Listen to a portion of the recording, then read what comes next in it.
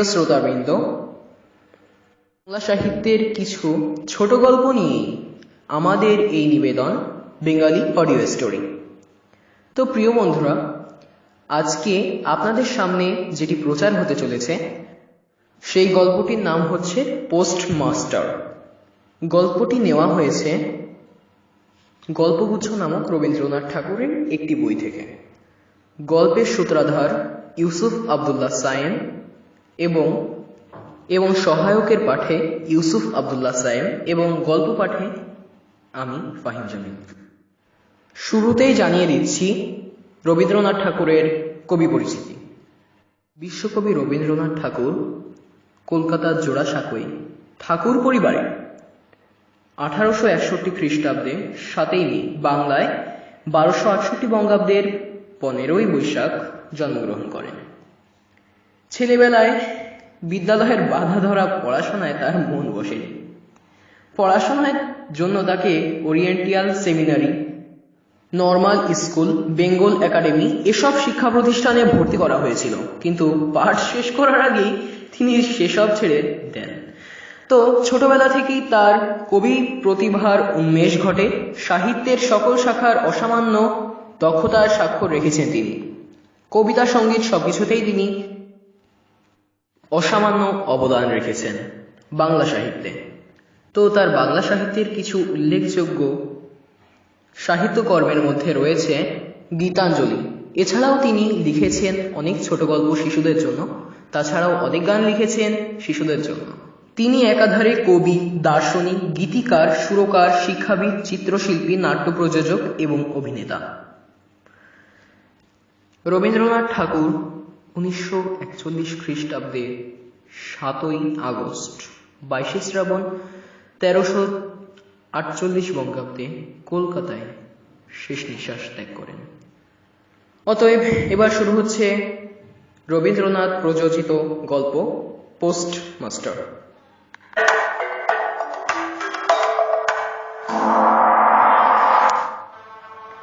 প্রথম কাজ আরম্ভ করিয়াই উলাপুর গ্রামে পোস্টমাস্টারকে আসিতে হয়। গ্রামটি অতি অসামান্য। নিকটে একটি নীলকুঠি আছে, তাই কুঠির সাহেব অনেক জোগাড় করিয়া এই নূতন পোস্ট অফিস স্থাপন করিয়াছে। আমাদের পোস্টমাস্টার কলিকাতার ছেলে। জলের মাছকে ডাঙায় তুলিলে যেরকম হয়, এই গণ্ডগ্রামের মধ্যে আসিয়া পোস্টমাস্টারেরও সেই দশা উপস্থিত হইয়াছে। একখানি অন্ধকার আটচালার মধ্যে তাহার আপিস। অদূরে এক পানা পুকুর এবং তাহার চারিধারে পাড়ে জঙ্গল। কুঠির, গোমস্তা প্রভৃতি যে সকল কর্মচারী আছে তাহাদের ফুসরত নাই এবং তাহারা ভদ্রলোকের সহিত মিশিবার উপযুক্ত নয়। বিশেষত কলিকাতার ছেলে ভালো করিয়া মিশিতে জানে না। অপরিচিত স্থানে গেলে হয় উদ্ধত নয় অপ্রতিভ হইয়া থাকে। এই কারণে স্থানীয় লোকের সহিত তাহার মেলামেশা হইয়া ওঠে না। অথচ হাতে কাজ অধিক নাই। কখনো কখনো দুটো একটা কবিতা লিখিতে চেষ্টা করেন। তাহাতে এমন ভাব ব্যক্ত করিয়াছেন যে সমস্ত দিন তরু পল্লবের কম্পন এবং আকাশের মেঘ দেখিয়া জীবন বড় সুখে কাটিয়া যায়। কিন্তু অন্তর্যামী জানেন, যদি আরব্য উপন্যাসের কোনো দৈত্য আসিয়া এবং এক রাত্রের মধ্যে এই শাখা পল্লব সমেত সমস্ত গাছপালাগুলা কাটিয়া পাকা রাস্তা বানাইয়া দেয় এবং সারি সারি অট্টালিকা আকাশের মেঘকে দৃষ্টিপথ হইতে রুদ্ধ করিয়া রাখে, তাহা হইলে এই আমধরা ভদ্র সন্তানটি পুনশ্চ নবজীবন লাভ করিতে পারে। পোস্টমাস্টারের বেতন অতি সামান্য, যে রাঁধিয়া খাইতে হয় এবং গ্রামের একটি পিতৃমাতৃহীন অনাথা বালিকা তাহার কাজকর্ম করিয়া দেয়। চারিটি খাইতে পায়। মেয়েটির নাম রতন, বয়স 12-13। বিবাহের বিশেষ সম্ভাবনা দেখা যায় না। সন্ধ্যার সময় যখন গ্রামের গোয়ালঘর হইতে ধূমকুণ্ডলায়িত হইয়া উঠে, ঝোপে ঝোপে ঝিল্লি ডাকিত। দূরে গ্রামের নেশাখোর বাউলের দল খোল করতাল বাজাইয়া উচ্চ স্বরে গান জুড়িয়া দিত। যখন অন্ধকার দাওয়াত একলা বসিয়া গাছের কম্পন দেখিলে কবি হৃদয়েও ঈষৎ হৃৎকম্প উপস্থিত হইত, তখন ঘরের কোণে একটি ক্ষীণশিখা প্রদীপ জ্বালিয়া পোস্টমাস্টার ডাকিতেন, রতন। রতন দ্বারে বসিয়া এই ডাকের জন্য অপেক্ষা করিয়া থাকিত, কিন্তু এক ডাকেই ঘরে আসিত না। বলিত, কি গা বাবু, কেন ডাকছো? পোস্টমাস্টার। তুই কি করছিস? রতন। এখনই তুলো ধরাতে যেতে হবে হেসেলে। পোস্টমাস্টার। তোর হেসেলের কাজ পরে হবে, এখন একবার তামাক সেজে দে তো। অনতিবিলম্বে দুটি গাল ফুলাইয়া কলিকায় ফু দিতে দিতে রতনের প্রবেশ। হাত হইতে কলিকাটা লইয়া পোস্টমাস্টার কস করিয়া জিজ্ঞাসা করেন, আচ্ছা রতন, তোর মাকে মনে পড়ে? সে অনেক কথা, কতক মনে পড়ে, কতক মনে পড়ে না। মায়ের চেয়ে বাপ তাহাকে বেশি ভালোবাসিত। বাপকে তাহা অল্প অল্প মনে আছে। পরিশ্রম করিয়া বাপ সন্ধেবেলায় ঘরে ফিরিয়া আসিত, তাহারই মধ্যে দৈবাৎ দুটি একটি সন্ধ্যা তাহার মনে পরিষ্কার ছবির মতো অঙ্কিত আছে। এই কথা হইতে হইতে ক্রমে রতন পোস্টমাস্টারের পায়ের কাছে মাটির উপর বসিয়া পড়িত। মনে পড়িত তাহার একটি ছোট ভাই ছিল। বহু পূর্বেকার বর্ষার দিনে একদিন একটা ডোবার ধারে দুইজন মিলিয়া গাছের ভাঙা ডালকে ছিপ করিয়া মিছামিছি মাছ ধরা খেলা ছিল। অনেক গুরুতর ঘটনার চেয়ে সেই কথাটাই তাহার মনে বেশি উদয় হইত। এইরূপ কথা প্রসঙ্গে মাঝে মাঝে বেশি রাত হইয়া যাইত। তখন আলস্যক্রমে পোস্টমাস্টারের আর রাঁধিতে ইচ্ছা করিত না। সকালের বাসি ব্যঞ্জন থাকিত এবং রতন তাড়াতাড়ি উনুন ধরাইয়া খান কয়েক রুটি সেকিয়া আনিত। তাহাতেই উভয়ের রাতের আহার চলিয়া যাইত। একদিন সন্ধেবেলায় সেই বৃহৎ আটচালার কোণে আপিসের কাঠের চৌকির উপর বসিয়া পোস্টমাস্টারও নিজের ঘরের কথা পড়িতেন। ছোট ভাই, মা ও দিদির কথা, প্রবাসে একলা ঘরে বসিয়া যাহাদের জন্য হৃদয় ব্যথিত হইয়া উঠিত তাহাদের কথা, সে সকল কথা সর্বদাই মনে উদয় হয়। অথচ নীলকুঠির গোমস্তাদের কাছে যাহা কোনো মতেই উত্থাপন করা যায় না, সেই কথা একটি অশিক্ষিতা ক্ষুদ্র বালিকাকে বলিয়া যাইতেন, কিছুমাত্র অসঙ্গত মনে হইত না। শেষে এমন হইল, বালিকা কথোপকথনকালে তাহার ঘরের লোকদিগকে মা, দিদি, দাদা বলিয়া চিরপরিচিতের ন্যায় উল্লেখ করিত। এমনকি তাহার ক্ষুদ্র হৃদয়পটে বালিকা তাহাদের কাল্পনিক মূর্তিও চিত্রিত করিয়া লইয়াছিল। একদিন বর্ষাকালে মেঘমুক্ত দ্বিপ্রহরে ঈষৎ তপ্ত সুকোমল বাতাস দিয়েছিল।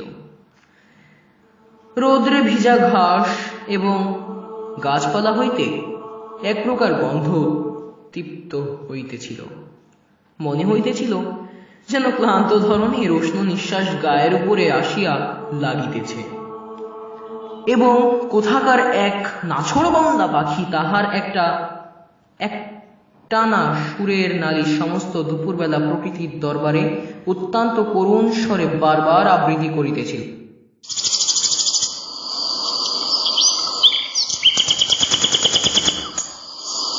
মাস্টারের হাতে কাজ ছিল না। সেদিনকার বৃষ্টিধৌত মসৃণ চিক্কণ তরুপল্লবের হিল্লোল এবং পরাভূত বর্ষার ভগ্নাবিশিষ্ট রৌদ্রশুভ্র স্তূপাকার মেঘস্তর বাস্তবিকই দেখিবার বিষয় ছিল।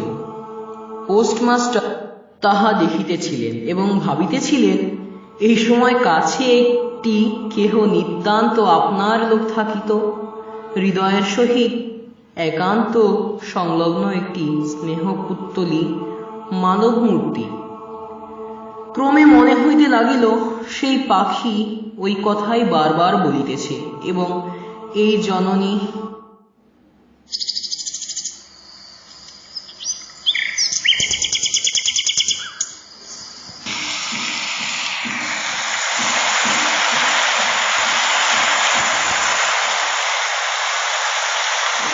তরুচ্ছায়া নিমগ্ন মধ্যাহ্নের পল্লব মর্মরের অর্থ কতকটা ঐরূপ। কেহ বিশ্বাস করে না এবং জানিতেও পায় না। কিন্তু ছোট পল্লীর সামান্য বেতনের সাব পোস্টমাস্টারের মনে গভীর নিস্তব্ধ মধ্যাহ্নে দীর্ঘ ছুটির দিনে এইরূপ একটা ভাবের উদয় হইয়া থাকে। পোস্টমাস্টার একটা দীর্ঘ নিঃশ্বাস ফেলিয়া ডাকিলেন, রতন। রতন তখন পেয়ারা তলার পা ছড়াইয়া দিয়া কাঁচা পেয়ারা খাইতেছিল। প্রভুর কণ্ঠস্বর শুনিয়া অবিলম্বে ছুটিয়া আসিল, হাঁপাইতে হাঁপাইতে বলিল, দাদাবাবু ডাকছো? পোস্টমাস্টার বলিলেন, তোকে আমি একটু একটু করে পড়তেছিলাম। বলিয়া সমস্ত দুপুরবেলা তাহাকে লইয়া সরেয়া করিলেন এবং এইরূপে অল্পদিনেই যুক্ত অক্ষর তীর্ণ হইলেন। শ্রাবণ মাসে বর্ষণের আর অন্ত নাই।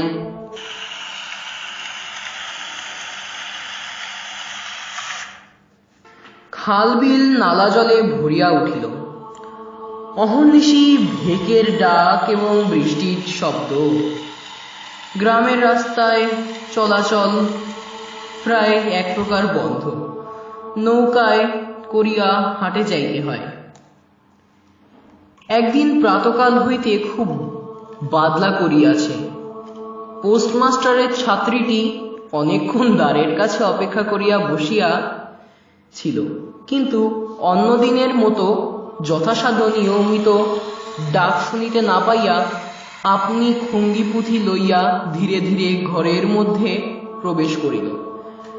দেখিল পোস্টমাস্টার তাহার খাটিয়ার উপর শুইয়া আছেন, বিশ্রাম করিতেছেন। মনে করিয়া অতি নিঃশব্দে পুনশ্চ ঘর হইতে বাহিরে যাইবার উপক্রম করিল। সহসা শুনিল, রতন। তাড়াতাড়ি ফিরিয়া গিয়া বলিল, দাদাবাবু ঘুমাচ্ছিলে? পোস্টমাস্টার কাতর স্বরে বলিলেন, শরীরটা ভালো বোধ হচ্ছে না, দেখ তো ওর কপালে হাত দিয়ে। এই নিতান্ত নিঃসঙ্গ প্রবাসে ঘন বর্ষায় রোগকাতর শরীরে একটুখানি সেবা পাইতে ইচ্ছা করে। তপ্ত ললাটের উপর শাখা পরা কোমল হস্তের স্পর্শ মনে পড়ে। এই ঘোর প্রবাসে রোগ যন্ত্রণায় স্নেহময়ী নারী রূপে জননী ও দিদি পাশে বসিয়া আছেন, এই কথা মনে করিতে ইচ্ছা করে এবং এ স্থলে প্রবাসীর মনের অভিলাষ ব্যর্থ হইল না। বালিকা রতন আর বালিকা রহিল না। সেই মুহূর্তেই সে জননীর পদ অধিকার করিয়া বসিল। বৈদ্য ডাকিয়া আনিল, যথাসময়ে বটিকা খাওয়াইয়াল এবং সারা রাত্রি শিয়রে জাগিয়া রইল। আপনি পথ্য রাধিয়া দিল এবং শতবার করিয়া জিজ্ঞাসা করিল, হ্যাঁ গো দাদাবাবু, একটু ভালো বোধ হচ্ছে কি? বহুদিন পরে পোস্টমাস্টার ক্ষীণ শরীরে রোগশয্যা ত্যাগ করিয়া উঠিলেন। মনে স্থির করিলেন, আর নয়, এখান হইতে কোনো মতে বদলি হইতে হইবে। স্থানীয় অস্বাস্থ্যের উল্লেখ করিয়া তৎক্ষণাৎ কলিকাতায় কর্তৃপক্ষদের নিকট বদলি হইবার জন্য দরখাস্ত করিলেন।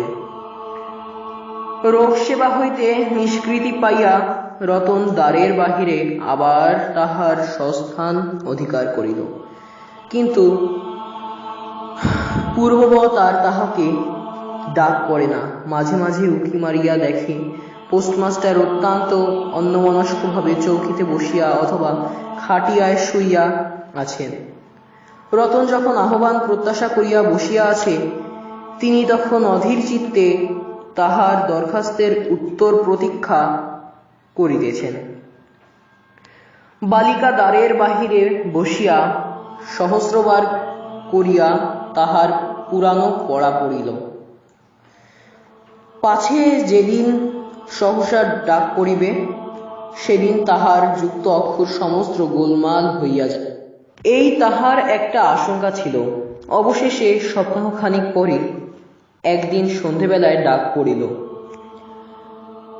উদ্বেলিত হৃদয়ে রতন গৃহের মধ্যে প্রবেশ করিয়া বলিল, আমাকে ডাকছিলে? পোস্টমাস্টার বলিলেন, রতন, কালই আমি যাচ্ছি। কোথায় যাচ্ছ দাদা বাবু? বাড়ি যাচ্ছি। আবার কবে আসবে? আর আসবো না।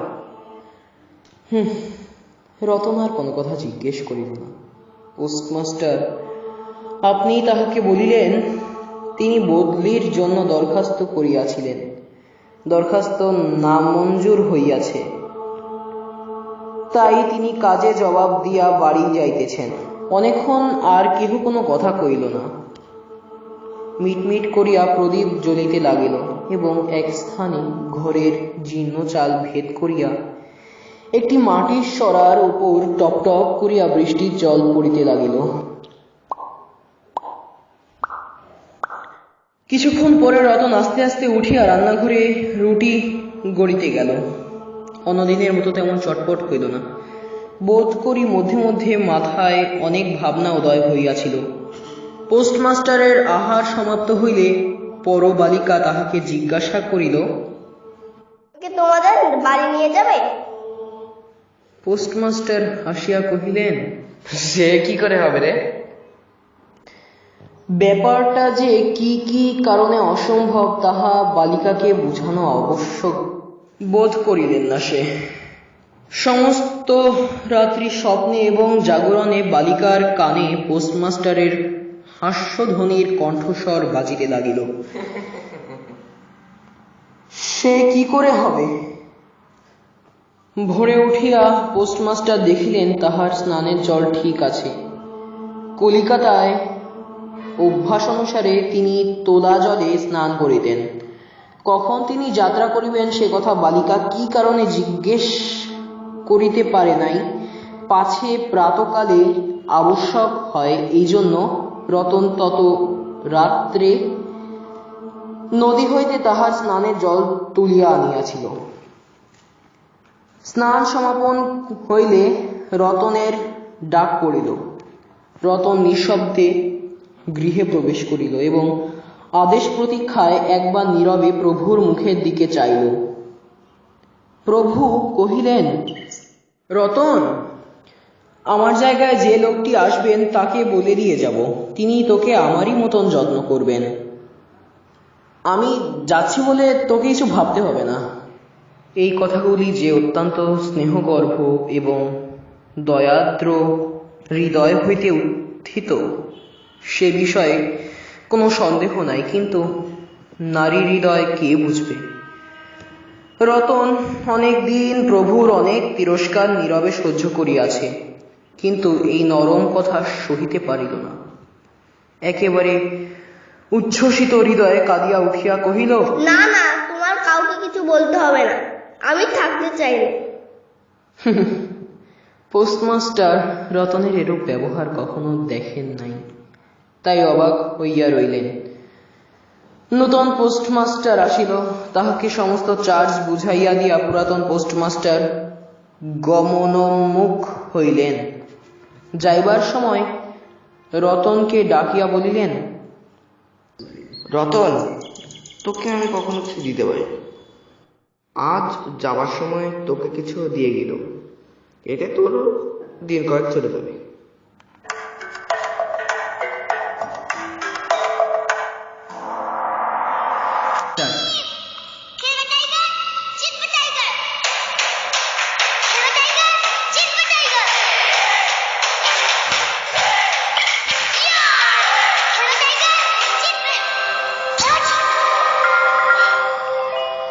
চলো চলো, বাসায় চলো, অসুখ হতে পারে। টাইগার ফ্যানদের চাই।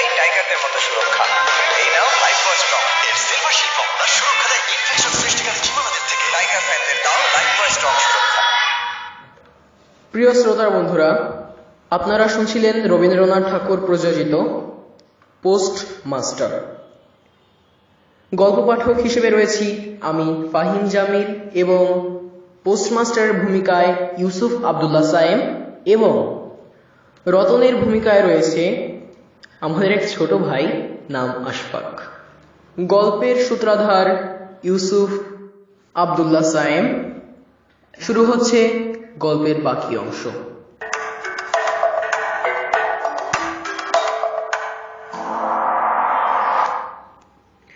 কিছু পথ খরচা বাদে তাহার বেতনের যত টাকা পাইয়াছিলেন পকেট হইতে বাহির করিলেন। তখন রতন ধুলায় পড়িয়া তাহার পা জড়াইয়া ধরিয়া কহিল, দাদা বাবু, তোমার দুটো পায়ে পড়ি, তোমার দুটো পায়ে পড়ি, আমাকে কিছু দিতে হবে না, তোমার দুটো পায়ে পড়ি, আমার জন্য কাউকে কিছু ভাবতে হবে না। বলিয়া এক দৌড়ে সেখান হইতে পালাইয়া গেল। ভূতপূর্ব পোস্টমাস্টার নিঃশ্বাস ফেলিয়া হাতে কার্পেটের ব্যাগ ঝুলাইয়া কাঁধে ছাতা লইয়া মুঠের মাথায় নীল ও শ্বেত রেখায় চিত্রিত টিনের পেটরা তুলিয়া ধীরে ধীরে নৌকাভিমুখে চলিলেন। যখন নৌকায় উঠিলেন এবং নৌকা ছাড়িয়া দিল, বর্ষা বিস্ফারিত নদী ধরনের উচ্ছ্বসিত অশ্রুরাশির মতো চারিদিকে ছলছল করিতে লাগিল। তখন হৃদয়ের মধ্যে অত্যন্ত একটা বেদনা অনুভব করিতে লাগিলেন। একটি সামান্য গ্রাম্য বালিকার করুণ মুখচ্ছবি যেন এক বিশ্বব্যাপী বৃহৎ অব্যক্ত মর্মব্যথা প্রকাশ করিতে লাগিল। একবার নিতান্ত ইচ্ছা হইল ফিরিয়া যাই, জগতের ক্রোড় বিচ্যুত সেই অনাথিনীকে সঙ্গে করিয়া লইয়া আসি। কিন্তু তখন পালে বাতাস পাইয়াছে, বর্ষা স্রোত হরতর বেগে বহিতেছে, গ্রাম অতিক্রম করিয়া নদীকূলের শ্মশান দেখা দিয়াছে এবং নদী প্রবাহে ভাসমান পথিকের উদাস হৃদয়ে এই তত্ত্বের উদয় হইল, জীবনে এমন কত বিচ্ছেদ, কত মৃত্যু আছে, ফিরিয়া ফল কি, পৃথিবীতে কে কাহার। কিন্তু রতনের মনে কোনো তত্ত্বের উদয় হইল না। সে সেই পোস্ট অফিস গৃহের চারিদিকে কেবল অশ্রুছলে ভাসিয়া ঘুরিয়া ঘুরিয়া বেড়াইতেছিল। বোধ করি তাহার মনে ক্ষীণ আশা জাগিতেছিল, দাদাবাবু যদি ফিরিয়া আসে। সেই বন্ধনে পড়িয়া কিছুতেই দূরে যাইতে পারিতেছিল না। হায় বুদ্ধিহীন মানব হৃদয়, ভ্রান্তি কিছুতেই ঘুচে না। যুক্তিশাস্ত্রের বিধান বহু বিলম্বে মাথায় প্রবেশ করে। প্রবল প্রমাণকে অবিশ্বাস করিয়া মিথ্যা আশাকে দুই বহু পাশে বাঁধিয়া বুকের ভিতরে প্রাণপণে জড়াইয়া ধরা যায়। অবশেষে একদিন সমস্ত নারী কাটিয়া হৃদয়ের রক্ত শুষিয়া সে পলায়ন করে। তখন চেতনা হয় এবং সেই দ্বিতীয় ভ্রান্তি পাশে পরিবার জন্য চিত্ত ব্যাকুল হইয়া ওঠে সে।